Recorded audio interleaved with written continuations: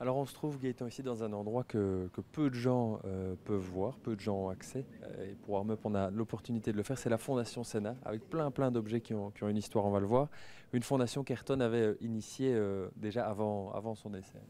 Oui, il faisait énormément de charité de son vivant et peu avant sa mort, il avait dit à sa sœur, il faut absolument qu'on fasse quelque chose pour aider les enfants du Brésil. Il y a des grandes disparités au niveau de la société entre les riches et les moins favorisés.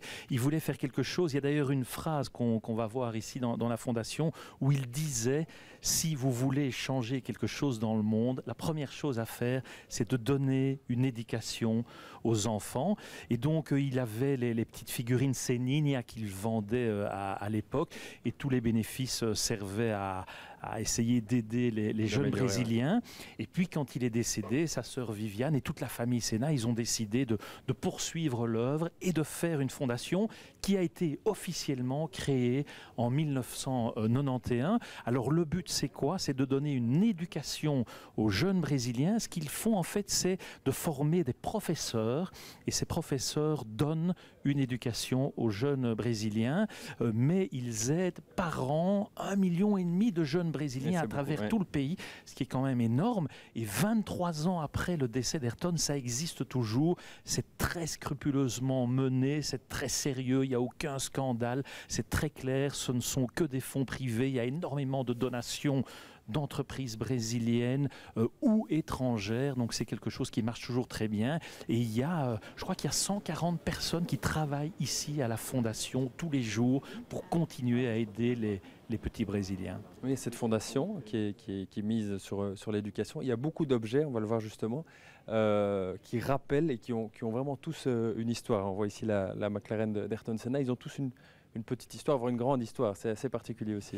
Oui, cette voiture-là, donc c'est la McLaren Honda de 1990. L'histoire, c'est que Ayrton avait dit à Ron Dennis, le patron de l'époque, mon vieux, je vais gagner sur les terres de Ferrari avec notre McLaren Honda. Dommage que ça n'existe pas aujourd'hui, hein, parenthèse, la McLaren Honda. Et alors, il avait dit à Ron Dennis, si jamais, qui était très sceptique, si jamais je gagne, mon vieux, tu me donnes la McLaren. Et donc, il a reçu de Ron Dennis la McLaren. Et c'est, je pense, la seule McLaren qui se trouve aujourd'hui au Brésil. Parce que toutes les autres McLaren sont en Angleterre ou ailleurs en Europe. Mais c'est la seule qui se trouve ici au Brésil. Il y a tous ces objets qu'on va voir un petit peu après aussi. Et puis, très impressionnant, on est chaque fois impressionné aussi quand on vient. Il y a une énorme influence qui reste d'Ayrton Senna.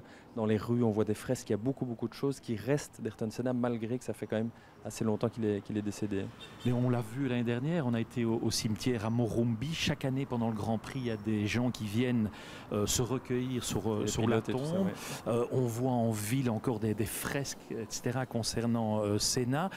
Et puis aussi, quand vous parlez aux Brésiliens, ça reste une icône, un mythe. Il faut savoir qu'à l'époque, le Brésil était vraiment dans une période économique très compliquée. Et Ayrton avait dit, il savait que c'était vraiment un messager. Et donc, c'était le seul Brésilien qui pouvait apporter de la fierté, du bonheur aux Brésiliens qui souffraient dans leur chair dans le pays. Il avait toujours son drapeau brésilien. Il avait une détermination incroyable. Et il disait, moi, à travers le monde, je suis celui qui va apporter cette fierté aux Brésiliens.